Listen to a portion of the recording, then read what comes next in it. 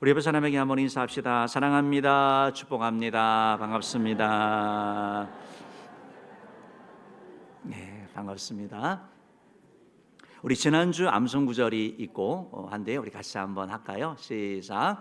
이러므로 우리 각 사람이 자기 일을 하나님께 짓고 하리라. 로마서 14장 12절 말씀. 예. 여러분 뭐 억울한 일도 있고 또 답답한 일도 있지만 그러나 최종 심판자 되신 주님 앞에 우리 한 사람 한 사람이 다 얘기하게 되거든요. 이 말씀이 나온 배경은 서로 비판하는 것 때문에 나오는 거예요. 저 사람은 왜 저래?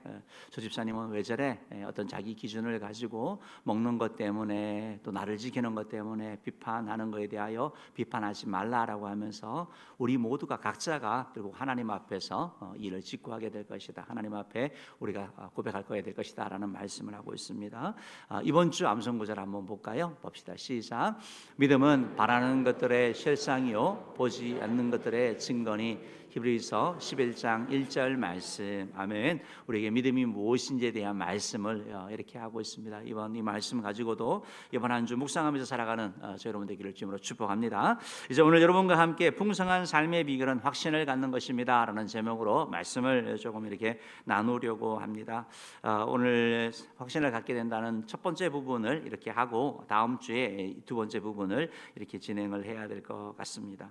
여러분 우리가 예수 그리스도를 그리스도로 영접할 때 하나님께서 우리에게 은혜를 주시죠. 그래서 특별한 거 없는데 우리가 예수님을 그리스도로 영접을 할 때 예수를 믿겠다라고 입술로 고백할 때 주님께서는 우리에게 정말 선물을 주시는데 그 선물 중에 제일 큰 선물이 바로 제사함 선물, 제사함, 제용삼 받는 거. 그래야 우리가 하나님의 자녀가 되는 것이고요. 하나님을 아바 아버지라 부르면서 이제 마귀의 종, 죄의 종에서 하나님의 자녀가 되는 그런 권세를 누리게 되고 또한 우리에게 영생의 선물을 주기 때문에 언제 세상을 떠나더라도 주님 앞에 가는 천국 가는 그런 복이 우리 가운데 주어지죠. 또한 여러분들이 인식하든 인식하지 못하던 우리 눈에 보이지 않는 주의 영이 성령께서 우리가 예수 그리스도를 그리스도로 고백할 때 우리 가운데 들어오게 되죠. 성령의 내주가 일어나게 되어서 우리가 성령 충만한 삶을 향해서 나아갈 수 있는 그런 토대가 되는 것을 보게 됩니다. 우리가 예수 그리스도를 그리스도로 영접한다라고 할 때 우리가 이제 그 전에 전제 조건이 있죠. 하나님에 대한 내용이 있죠. 하나님께서는 우리 모두를 사랑하시고 우리 한 사람 한 사람을 사랑하시고 놀라운 계획을 가지고 계시는 그 놀라운 계획이 우리의 죄 때문에 망가졌죠. 죄 때문에 하나님의 은혜를 누리지 못하게 되었고 그래요. 죄 때문에 잘 살아보려고 하는데 오히려 죄 때문에 고통과 어려움을 갖게 되고 그래야 죽음이 찾아오게 되고 심판받고 지옥 가는 우리 인간의 이런 실존의 모습들 이것이 바로 우리의 모습이고 그런 우리를 위해서 사랑의 하나님께서는 독생자 예수 그리스도를 이 땅에 보내주셨고 예수님께서 저와 여러분을 위하여 우리의 죄를 대신 지시고 십자가에 죽으셨고 그래야 부활하셔서 바로 우리를 하나님께로 가는 그런 길을 만드신 거죠. 그래서 누구든지 예수 그리스도를 영접하면 하나님의 자녀가 되는 권세를 주시는 것이죠. 하나님이 세상을 이처럼 사랑하사 독생자를 주셨으니 이런 것을 믿는 자마다 멸망치 않고 영생을 얻는다는 말씀처럼 예수 그리스도를 통하여 우리에게 영생의 선물, 회복의 은혜를 주시는 것을 우리가 나누었습니다. 여러분 우리가 풍성한 삶에 대한 내용을 이렇게 쭉 나누면서 풍성한 삶은 내 인생의 주인이 바로 예수님이 되어야 된다라고 말씀드렸습니다. PPT 한번 좀 보여주실래요?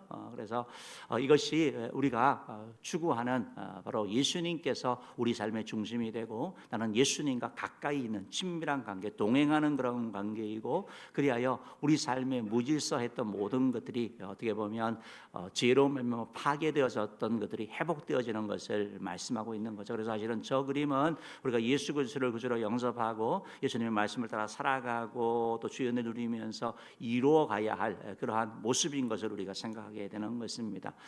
다음 사진 이렇게 보여주시면요, 우리가 예수 그리스도를 그리스도로 영접했다고 하지만 영접했지만 그럼에도 불구하고 여전히 어떤 자존심이 있을 수도 있고 때로는 또 어떤 자기의 어떤 그런 소신이 있어서 자기 짐을 스스로 지고 가려고 하는 사람들이 많이 있죠. 그래서 인생의 짐을 어떤 사람은 지고 가고 그래야 헉헉거리는 거죠.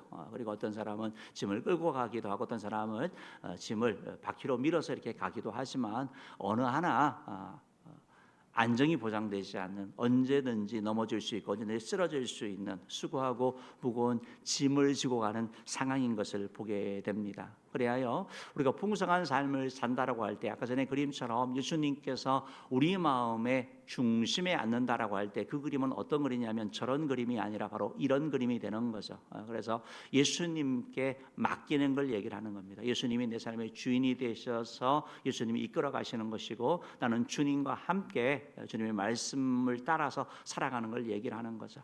저 그림을 보면 여러 가지 짐들이 있잖아요. 여러 가지 짐들이 있는데 그 짐은 어떻게 보면 사업의 짐일 수도 있죠. 우리가 사업을 하기 위해서 이번에 이거 해야 되고 이거 해야 되고 우리가 계획을 세울 수 있지만, 여러분, 사업이 우리가 생각하는 처럼 되면 돈 못 벌 사람이 누가 있겠습니까? 그러나 사업이 그렇게 만만치 않죠. 그렇기 때문에 우리가 그걸 우리가 짊어지게 되면 그것 때문에 염려하게 되고 걱정하게 되고 근심하게 되는데, 우리가 최선을 다하지만 그 사업의 짐도 주님 앞에 맡기는 걸 얘기를 하고 있는 거죠. 건강도 마찬가지입니다. 요즘은 건강에 대한 그런 불안증이 많아서 그런지 건강에 대한 그런 영상도 많고, 건강을 위해서 뭐 간헐적 단식을 한다 그러고 뭐 여러 가지 일들을 해요. 옛날에는 못 먹어서 병이 들었는데 요즘 많이 먹어서 병 들으니까 적게 드신다고 그러고 있습니다. 어쨌든 좋아요. 운동도 좋아요. 그러나 여러분, 건강이라는 것도 우리가 건강을 책임진다고 하지만 사실은 그렇게 되지 않는 거거든요. 하나님이 건강을 지켜주셔야 되고 하나님께서 은혜 주셔야 된다라는 거. 그래서 이 건강도 하나님께 맡기는 거예요.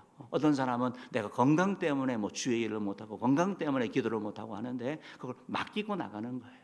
그때 하나님께서 하신 것을 우리가 경험하게 되는 것을 하는 것이고, 자녀 문제라는 짐도 있죠. 인생을 살면서 자녀가 정말 마음대로 되지 않죠. 그런데 이 자녀가 뜻대로 잘 따라주는 자녀라면 별로 가벼운 짐이죠. 수레를 이렇게 끌고 가는 그런 짐일 것 같아요. 그런데 아주 고집이 있는 그런 자녀도 있고, 내가 의도한 것과 전혀 다르게 자라가는 자녀도 있는 거죠. 그걸 막 억지로 하려고 하니까 너무 힘든 거죠. 너무 힘든 거죠. 그래서 예수님을 내 마음에 모셨다라고 하고 내 인생의 중심이라고 하지만, 아들만큼은, 딸만큼은, 내 자녀만큼은 내가 책임져야 되고, 그러니까 너무 힘든 걸 말하고 있는 거죠. 그래서 그 짐도 주님 앞에 맡기는 거예요.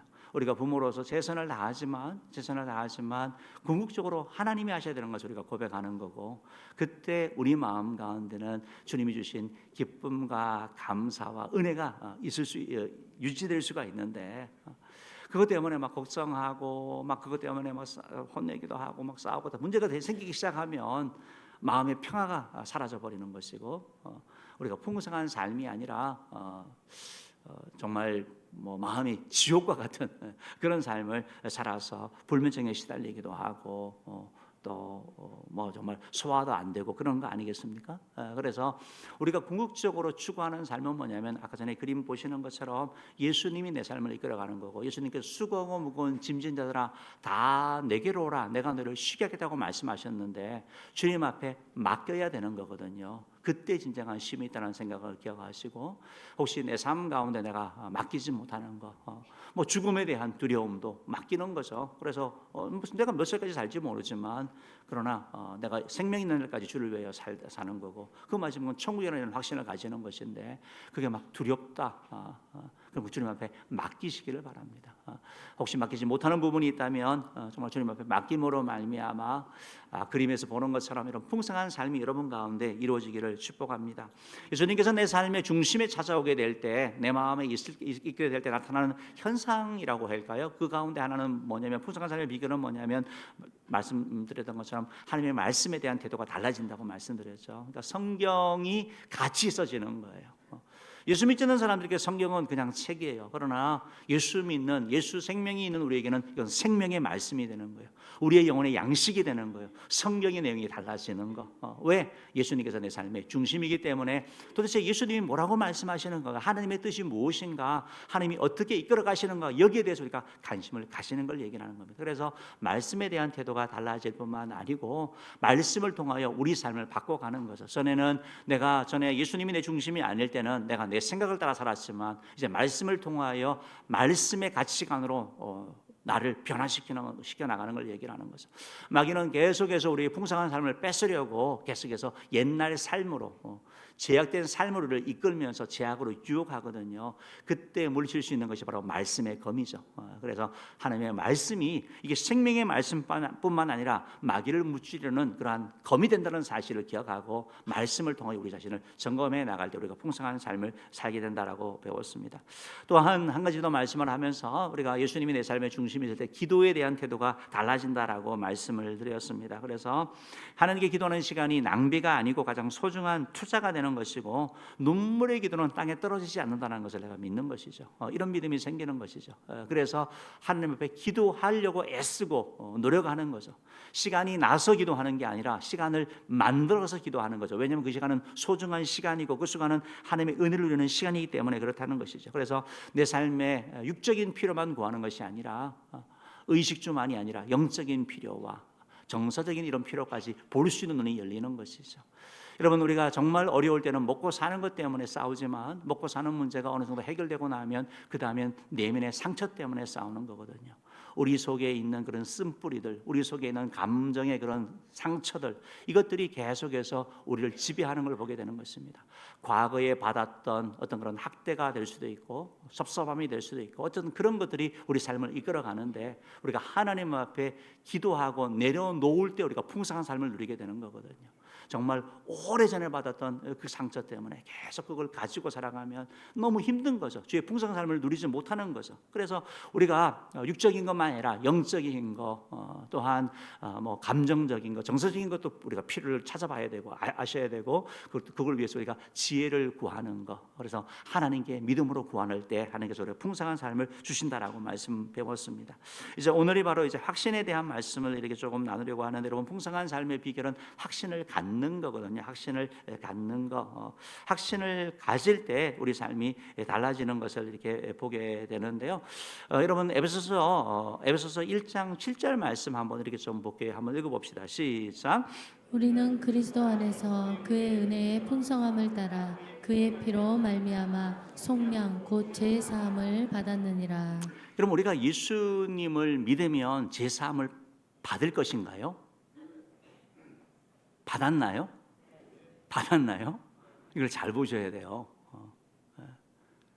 내가 예수 믿고 교회 다니면서 봉사도 하고 청소도 하고 헌금도 하고 충성하면 주님께서 우리의 죄를 용서해 주신다라고 말씀을 하고 있어요? 아니면 용서해 주겠다고 하고 있어요? 아니면 지금 용서받고 있는 중이에요? 아니면 용서를 하신 거예요? 용서하셨어요. 우리가 예수 안에 있을 때. 여러분, 이 사실이 너무 중요한 거거든요. 그렇기 때문에 우리가 천국 가는 거예요, 여러분. 하나님께서 우리를 보는 것은 우리의 모습으로 보는 게 아니라 우리를 위하여 십자가에 못 박혀 주신 예수 그리스도, 그 예수님의 희생, 그 십자가의 피로 우리를 덮으시는 것이고, 죄의 대가를 치르는 십자가를 우리를 덮으시는 것이고, 그리스도의 의를 우리 가운데 씌워 주셔서 우리를 의롭다고 말씀하는 거거든요. 나는 전혀 의롭지 않아요. 나는 너무 부끄럽죠. 창피하죠. 그렇지만 하나님이 뭐라고 말씀하시냐면 너는 내 아들이다, 너는 내 딸이라고 말씀하시고 너의 죄는 사함 받았다라고 말씀하는 거예요.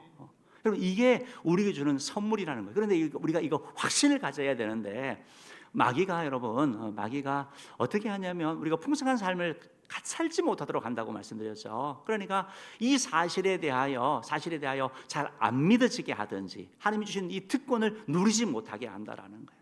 우리가 하나님의 자녀로서 우리가 기도의 특권도 배웠잖아요. 우리가 기도하면 하나님이 들으신다고 배웠잖아요. 그래, 기도하지 못하게 하는 거고 말씀 읽지 못하게 하는 거고 계속 우리 마음 가운데 의심을 주기도 하고 여러 가지를 통해 가지고 계속해서 마귀는 우리가 이 풍성한 삶을 누리지 못하게 한다라는 거. 하나님이 주신 이 놀라운 특권들을 망각하게 한다, 사용하지 못하게 한다. 그렇기 때문에 저와 여러분이 힘써야 될 게 뭐냐면 우리에게 뭐가 있는지 여러분 아셔야 되는 거예요. 이 특권을 아셔야 되는 것이고, 또한 이 특권을 사용하여 나가는 것, 이게 나에게 있다는 걸 확신할 때 우리가 쓸 수 있는 거거든요. 그래서 이런 삶이 너무 중요하다라는 것입니다. 여러분, 확신을 가지라라고 얘기를 하면 어떤 분들은 목사님 굳이 확신까지나 그냥 예수 믿으면 다 천국 가는데 굳이 확신까지 가질 거 있어요? 맞아요, 여러분. 예수 믿으면 천국 가는 게 맞아요. 그런데 여러분, 확신을 가진 신앙생활과 갖지 않는 신앙생활은 천지 차이인 거예요.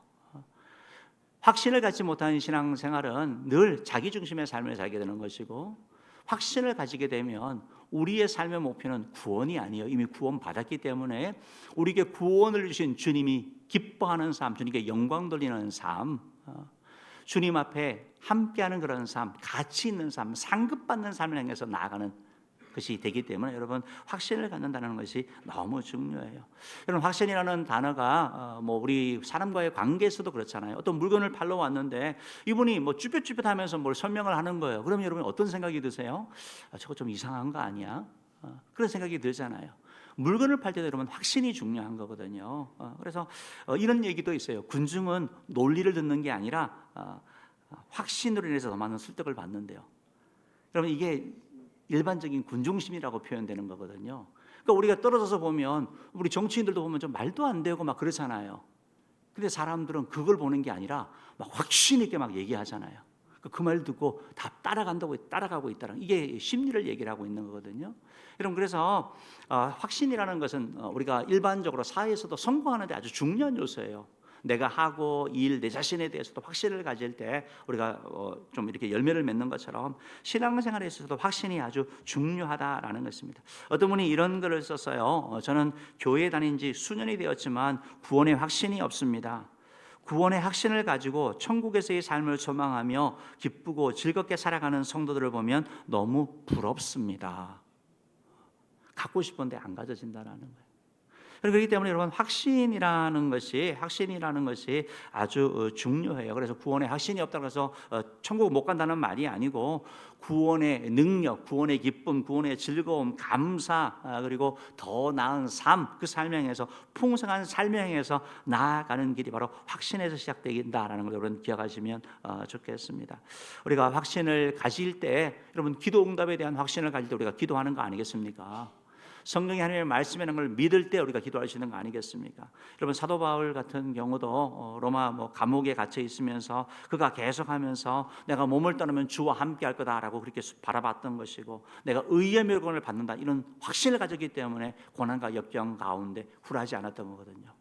확신이 우리 삶을 이끌어가는 것을 여러분 보게 되는 것이죠. 확신은 우리 삶 가운데 풍성한 삶, 열매 맺는 삶, 평안한 삶을 살게 하고 하나님을 기쁘시게 하고 영광 돌리는 삶을 살게 한다라는 것입니다. 오늘 말씀 이렇게 보면 성경 말씀에도 그래서 우리에게 확신을 가지라고 말씀하고 있는데요. 디모데 후서 3장 14절 말씀 한번 읽어볼게요. 시작.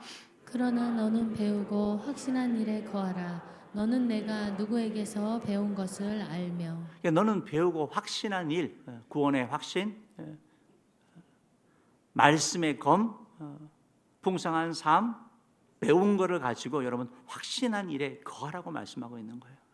말씀을 통해서 배우는 거예요. 그리고 그 말씀을 가지고 우리가 살아갈 때 풍성한 삶을 누리게 된다라는 거. 여러분 성경에서도 확신한 일에 거하라고 이렇게 말씀하고 있는 걸 보게 되는 거죠. 고린도서 4장 12절 말씀에 있어서도 이렇게 표현되어 있죠. 읽어봅시다. 시작.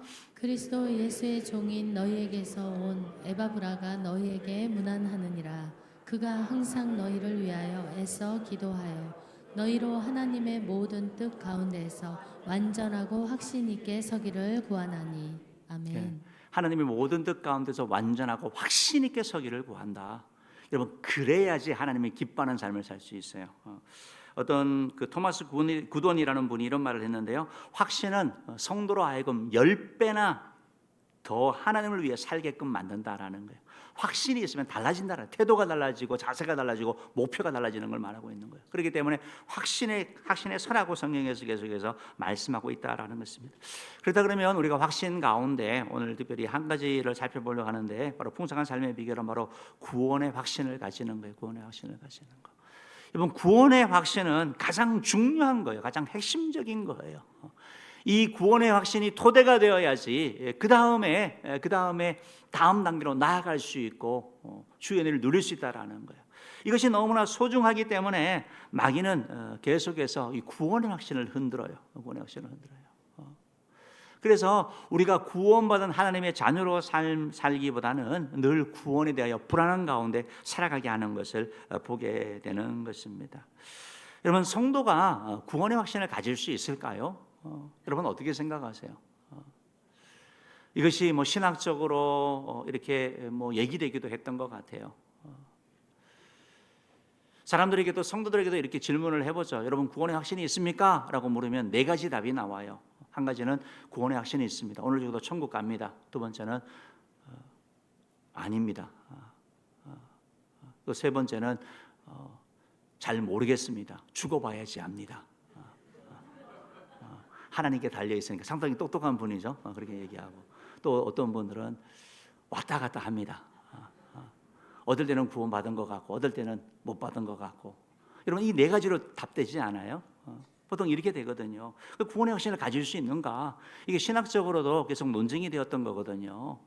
구원은 하나님께 주시는 것인데 우리가 과연 그걸 확신을 가질 수 있는가? 그러나 종교개혁자들과 여러 신학자들이 연구를 하면서 신자는 구원의 확신을 가질 수 있다라고 결론을 내린 거예요. 왜? 말씀을 통해서 보니까, 삶을 통해서 보니까 확신을 가지고 살아간 것이고 이 말씀을 통해서 알게 되는 오늘 말씀도 그런 거거든요. 요한일서 5장 13절 말씀을 한번 읽어봅시다. 시작. 내가 하나님의 아들의 이름을 믿는 너희에게 이것을 쓰는 것은 너희로 하여금 너희에게 영생이 있음을 알게 하려 함이라. 여러분 하나님의 아들을 믿는 너에게 이것을 쓰는 것은 이것을 쓰는 이 편지를 쓰는 이 성경책을 쓰는 이유가 뭐냐 했더니 너에게 영생이 있음을 알게 하려 한다라고 말하고 있어요. 영생이 있다라는 거예요. 영생을 주겠다는 말씀도 아니고. 그러니까 여러분 이 말씀을 우리가 또 보면서 좀 이제 생각을 해보는 거죠. 여기서 너희에게 영생이 있다라는 걸 알게 하겠다라는 거. 이게 목적이라는 거예요. 너희가 누구예요? 하나님의 아들의 이름을 믿는 자. 하나님의 아들이 누굽니까? 예수 그리스도를 믿는 자 말하는 거 아닙니까? 예수를 믿는 자에게는 영생이 있대요. 예수를 믿는 자는 구원받는다라는 걸 성경이 말씀하고 있는 거예요. 그래서 이 사실을 알려주려고 한대요. 알려주려고. 확신을 가지라고 얘기한대요. 여러분 왜 그럴까요? 이 초대교회 당시에도 당시에 그러한 뭐 영지주의의 영향이라든지 사상적인 영향이 있어가지고 야 예수 믿는다고 구원받냐? 믿는 거 아니고 행위도 있어야지. 다른 뭔가가 있어야지 하면서 여러 가지 사상이 들어온 거예요. 그래서 그들에게 말씀하면서 그렇지 않아. 구원은 오직 예수 그리스도를 믿음으로 말미암아 주어지는 거야라고 말하면서 바로 그 목적을 가지고 바로 구원의 확신에 대한 말씀을 하고 있다라는 거예요. 여러분 우리가 구원의 확신을 갖는다고 할 때 구원은 예수 그리스도를 믿음으로 말미암아 주어진다는 것을 우리가 믿는 걸 얘기를 하는 거거든요. 우리 인간의 어떤 공로나 뭐 수행이나 어떤 그걸 통해서 구원받는 것이 아니라 바로 예수 그리스도를 믿음으로 말미암아 구원받는 것. 이게 바로 구원의 확신을 가지는 거예요. 여러분 구원의 확신이 있습니까? 오늘 밤 세상 떠나도 천국 갑니까? 라는 질문에 대하여 이렇게 얘기를 하는 거죠. 뭐 잘 모르겠습니다. 오늘은 뭐 받은 것 같고 지난번에는 받은 것 같았는데 오늘은 또 아닌 것 같아요. 이유가 뭐냐라고 했더니 지난번에는 그래도 예배도 잘 드렸고 봉사도 하고 그랬는데 지금은 오늘 싸우고 왔어요. 뭐 하는 게 없어요. 이렇게 얘기를 하거든요. 여러분 우리의 구원의 근거가 뭐냐 이게 되게 중요한 거예요. 여러분 왜 구원의 확신을 갖느냐? 그걸 가질 수 있다고 말씀드렸는데 그럼 구원의 확신의 근거가 뭐냐라는 거예요. 뭐 때문에 당신은 구원받았다고 말할 수 있는 거예요? 말할 수 있습니까? 라는 거죠. 우리가 흔히 생각하는 것처럼 내가 착하게 살았으니까 내가 선을 행했으니까 만약에 구원받는다고 한다면 우리의 구원은 왔다 갔다 할 거예요. 그리고 평생 우리는 구원을 추구하는 삶을 살아야 될 거예요. 만약에 우리의 감정이 구원의 근거가 된다고 한다면 여러분 사람의 마음처럼 이렇게 왔다 갔다 하는 것이 어디가 있어요? 좋다가 싫다가 좋다가 싫다가 정말 조석지변이잖아요. 사람의 마음이 그런 거예요. 그러니까 우리의 감정의 근거가 되어서는 안 되는 거죠. 우리 삶에 때로는 시련과 어려움이 있을 때 우리의 마음이 얼마나 어두워요. 얼마나 힘들어요. 그러니까 우리의 감정이 근거되어서는 안 되는 거고 구원의 근거가 뭐냐라고 할 때 오늘 말씀처럼 바로 내가 하나님의 아들을 이름을 믿는 너에게 이것은 것은 너희라 하면 너에게 영생의 있음을 알게 한다는 말씀처럼 바로 성령이 우리의 근거가 되어야 되는 것이죠. 여러분 요한일서 5장 11절부터 12절이 바로 그 말씀을 하고 있는데 우리 한번 읽어봅시다. 시작.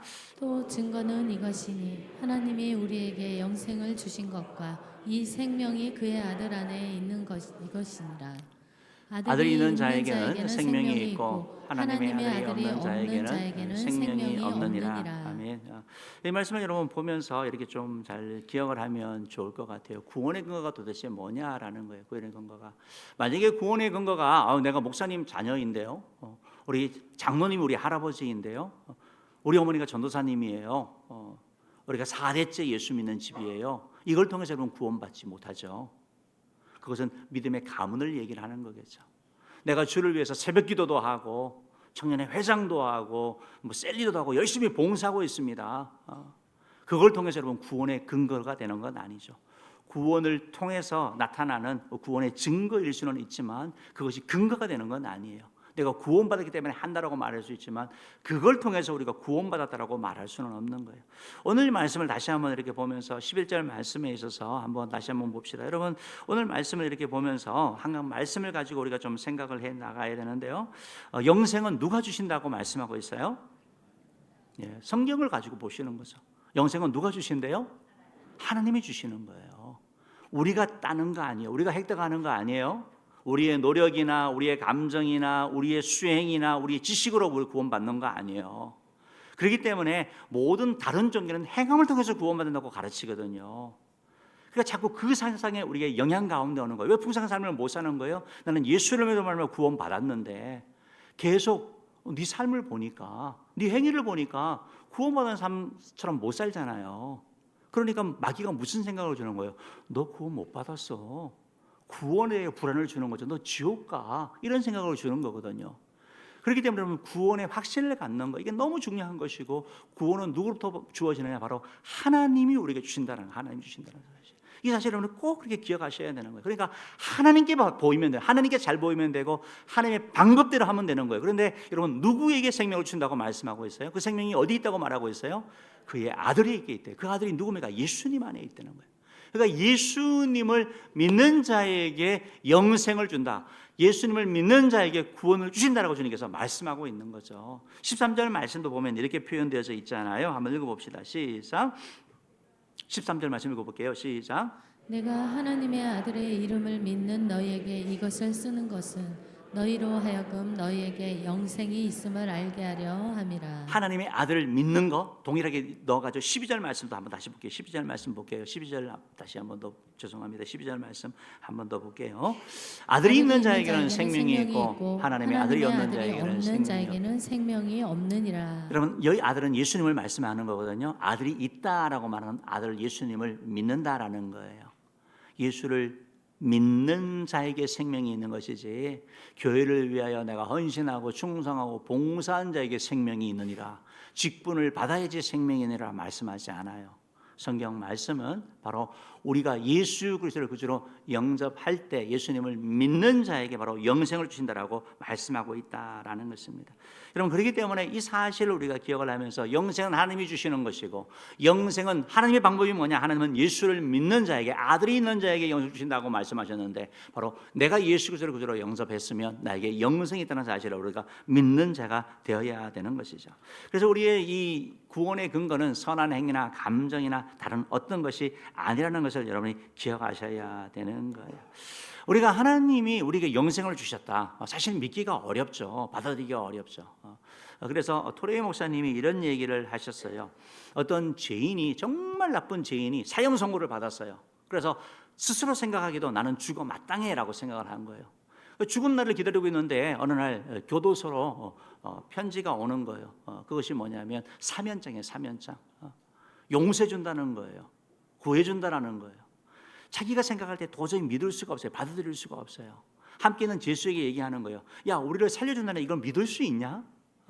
내 마음에 기쁨도 없고 믿어지지도 않고 그 근거가 뭐냐? 할 때 옆에 있던 제수가 믿어라. 왜냐하면 사면장이 있잖아. 여러분 우리의 구원은 우리의 감정이나 우리의 느낌이 아니에요. 많이 울어서 구원받는 거 아니에요, 여러분. 아이들이 수련회 갔다 와가지고 예수 믿었냐 그러면 영접했냐 그러면 엄청 울었대요. 여러분 눈물 흘린다 그래서 구원받는 거 아니거든요. 예수를 구주로 영접할 때 구원받는 거예요, 여러분. 받고 나서 나타나는 현상이 울음이 되는 거죠. 그래서 핵심이 뭐냐? 예수 그리스도를 구주로 영접하는 게 중요하다는 것입니다. D.L. 무디 목사님이 이렇게 이 구원의 확신에 대해서 이제 본인도 많이 좀 젊을 때 이렇게 좀 고민을 하셨나 봐요. 그래서 이분이 이렇게 쭉 지나면서 이제 구원의 확신이 이제 잘 없어지니까 그분이 간증을 하는 거예요. 하나님께 믿음을 달라고, 구원의 확신을 달라고. 기도를 얼마나 오랫동안 했던지 그 기도한 시간만 따져도 정말 수개월이 된대요. 근데 하나님께서 기도에 응답하지 않으시더래요. 그러니까 D.L. 무디 목사님 생각에서는 정말 믿음이라는 것이 막 번갯불처럼 기도하면 옛다 받아라 하는 것처럼 막 확 한 번에 이렇게 올 거라고 생각을 한 거예요. 근데 아무리 기도해도 정말 그렇게 부르짖었는데 이런 믿음이 오지 않았다라는 거예요. 근데 어느 날 성경을 보는데 로마서에 믿음은 들음에서 나며 들음은 그리스도의 말씀으로 말미암는 말씀을 보면서 아 이거구나라고 하면서 성경 말씀을 막 읽기 시작하니까 기도하면서 읽기 시작하니까 말씀 막 들어오기 시작하더래요. 믿음을 갖기 위해서 기도했더니 하나님께서 그 기도를 들으셔가지고 성경을 볼 때 진리를 보게 하는 거예요. 기도가 없이 성경을 보면 여러분 무슨 일이 일어나냐면 성경을 보면서 안 믿어지는 것만 찾아내는 거예요. 근데 여러분 기도로 해서 준비하고 나서 성경 말씀을 읽으니까 성경 말씀이 믿어지는 일이 일어나게 되는 거고 그 가운데 하나님의 은혜가 그 가운데 임한 걸 고백하는 거죠. 여러분 믿음은 하나님의 말씀을 통해 주신다는 걸 기억하셔야 되는 거죠. 우리가 신앙생활을 해나가면서 여러분 구원의 확신을 가지는 자가 되는데 그 확신은 뭐냐면 바로 우리의 감정이나 우리의 행위나 우리의 어떤 뭐 경험이나 우리의 족보나 이런 거 아니라 바로 하나님의 말씀이라는 사실을 기억하고 하나님의 말씀이 우리의 구원의 근거가 되기를 주님으로 축복합니다. 에베소서 2장 8절 말씀 보면 이런 말씀이 있죠. 한번 읽어봅시다. 시작. 너희는 그 은혜에 의하여 믿음으로 말미암아 구원을 받았으니 이것은 너희에게서 난 것이 아니요 하나님의 선물이라. 여러분 아멘. 구원은 하나님의 선물이에요. 하나님의 선물이 하나님이 주신 거예요. 여러분 기독교는 다른 종교와 다르게 우리가 구원받기 위해서 막 해야 되는 거 없어요. 예수님이 우리를 위해서 십자가에 죽으시고 부활하신 그것을 받아들이기만 하면 되는 거예요. 내가 믿기만 하면 되는 거예요. 선물을 받기만 하는 거예요. 내가 선물을 만들고 준비하고 포장하고 하는 게 아니고 하나님이 다 준비해 놓으신 거 우리가 받아들이기만 하면 돼요. 그걸 은혜라고 표현하는 거예요. 그래서 예수를 믿음으로 말면 우리가 구원받았기 때문에 우리의 모습이 여러분 좀 부족하다 그래도 구원이 바뀌지 않는 거예요. 우리가 죄인 되었을 때 하나님께서 우리를 위한 자기 사랑을 확증하셨다고 로마서 5장 8절에서 말씀하고 있잖아요. 우리가 죄인 되었을 때 하나님이 사랑하신 거예요. 우리의 모습 때문에 주님이 실망하지 아니하셔요. 어제 이렇게 어떤 분하고 이렇게 좀 우리 교회 교인은 아니지만 얘기를 하면서 그런 얘기를 들었어요. 이제 그 가정에 아이가 없어서 아이를 입양을 했대요. 그런데 아이가 점점 자라나면서 보니까 뇌병변 증상이 나타나더래요. 아이가요. 그래서 이 아이 때문에 집을 이사하고 치료받을 수 있는 곳을 이렇게 하면서 아이가 그 하나니까 어떻게 뭐 그 아이를 위해서 최선을 다하는 이런 얘기를 들었거든요. 그분은 모르고 저는 처음에는 그런 줄 알고 했냐 애들은 모르고 했다라는 거예요. 정상인 줄 알았는데 아이가 그랬는데도 자기가 입양했기 때문에 아이를 책임지는 이런 얘기를 들었는데 여러분 과거에 우리 뭐 홀트 아동복지회를 통해 가지고 우리 장애인들 많았잖아요. 장애인들을 누가 다 입양했어요? 미국에 있는 크리스천들이 입양했거든요. 많은 분들이 입양을 했어요. 우리는 다 버렸지만 장애인이라고 버렸지만 그들이 입양을 했죠. 그리고 나서 그들이 야 너 장애인이니까 내가 너 버려라고 하지 않는 거죠. 그 모습 그대로 받아들이는 것처럼 하나님께서 우리가 죄인 되었을 때 우리를 사랑하시다는 사실을 여러분 기억하셔야 되는 거예요. 주님께서는 여러분의 모습에 실망하지 아니하셔요. 그래서 마귀는 자꾸 해서 우리 풍성 삶을 누리지 못하려고 야 네가 그래가지고 너 죄 짓는 그 모습 갖고 네가 무슨 하나님의 자녀라고 말할 때 여러분 기억하시기 바랍니다. 하나님은 우리가 죄인 돼서 사랑하셨기 때문에 우리가 주님 앞에 나가는 게 필요하다는 것입니다. 여러분 우리가 구원받고 나서도 구원의 확신을 가지고 나서도 죄를 짓죠. 결국 죄를 짓는데 그러면 죄는 뭐냐? 이 죄는 우리의 구원과는 상관이 없어요. 우리의 구원이 아니라 하나님과의 관계가 불편해지는 거예요. 하나님과의 친밀함이 떨어지고 주께 받는 상급을 받지 못하는 그런 일을 보게 되는 거예요. 시편 51편 12절 말씀 보면 여러분 이렇게 고백을 하고 있거든요. 한번 읽어봅시다. 시작. 주의 구원의 즐거움을 내게 회복시켜 주시고 자원하는 심령을 주사 나를 붙드소서. 여러분 이것이 바로 다윗의 시예요. 다윗의 시. 다윗 하나님을 정말 사랑하는 사람이었고 믿음의 사람이었잖아요. 근데 그도 저와 여러분처럼 죄 짓는 사람이었어요. 그래서 순간순간 군데군데 보면 정말 끔찍한 죄를 져요. 그때 하나님이 야, 너 그랬구나. 너 그렇게 예배 잘 드리고 그렇게 찬양하고 그러더니 하면서 그를 내치거나 버리지 아니하시고 그냥 하나님이 주셨던 그 기쁨, 즐거움, 평안, 관계의 불편함이 그 가운데 온 거죠. 죄는 하나님과의 우리 관계를 파괴해요. 구원받은 우리들도 죄를 짓게 되면 하나님과의 관계가 불편해지고 주님 주신 기쁨과 평안이 없어지게 되는 거예요. 그때 우리가 할 일은 뭐냐면 주님 앞에 나아가는 거예요. 회개하면 주께서 용서해 주시고 회복하여 주시는 것이지, 내가 죄를 졌다 그래가지고 우리를 지옥 보내지 않는다는 사실을 여러분 기억하시길 바랍니다. 사랑하는 성도 여러분, 구원의 확신은 우리의 감정이나 경험이나 어떤 혈통이나 이런 것이 아니라 하나님의 말씀이라는 사실을 기억하시고 그 말씀을 굳게 붙잡는 자 되기를 주님으로 축복합니다. 풍성한 삶은 우리 삶 가운데 정말 은혜를 주시는 거예요. 내가 구원의 확신을 가지면 이제 하나님께 영광 돌리는 삶을 살 수 있습니다. 주님이 기뻐하는 삶을 살 수 있습니다. 가치 있는 삶을 살 수 있습니다. 확신을 가지고 나아갈 때 우리 삶이 회복되어서 나가는 거예요. 이 말씀만 드리고 이제 설교를 마치려고 하는데요. 여러분, 구원의 확신이 있으면 마음에 기쁨이 있어요. 평안함이 있어요. 구원의 확신이 있으면 하나님이 원하는 삶을 살려고 하는 거예요.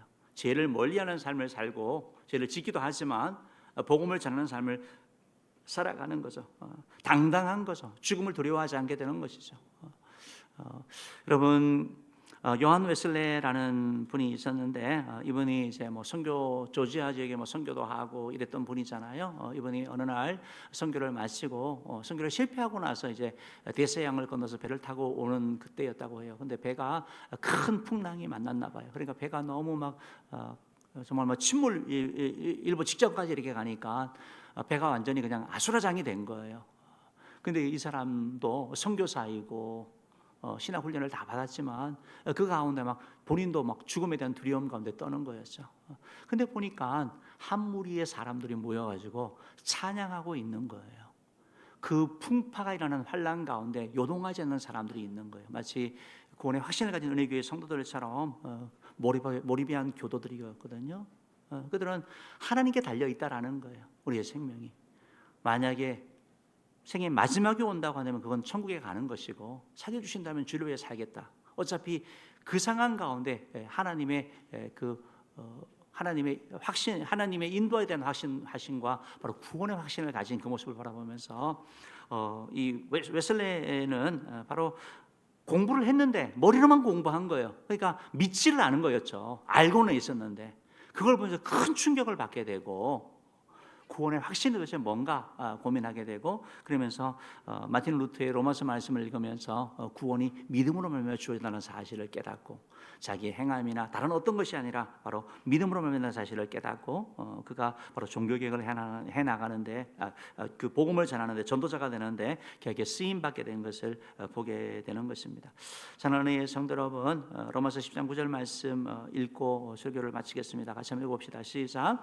내가 만일 내 입으로 예수를 주로 시인하며 또 하나님께서 그를 죽은 자 가운데서 살리신 것을 내 마음에 믿으면 구원을 받으리라. 아멘. 여러분, 우리의 구원은 우리의 행함이나 다른 어떤 거 아닙니다. 그래서 오늘 오신 모든 분들 가운데 혹시 예수 그리스도를 구주로 영접하지 않았다면 예수 그리스도를 구주로 영접함으로 말미암아 구원의 선물을 받기를 바라고, 예수를 구주로 영접했지만 확신이 없는 분들, 내 자신의 모습 바라볼 때, 감정 바라볼 때 이런 것들 때문에 계속 자신을 벗었다고 한다면 여러분, 마귀의 그 유혹에 넘어가지 마시기 바랍니다.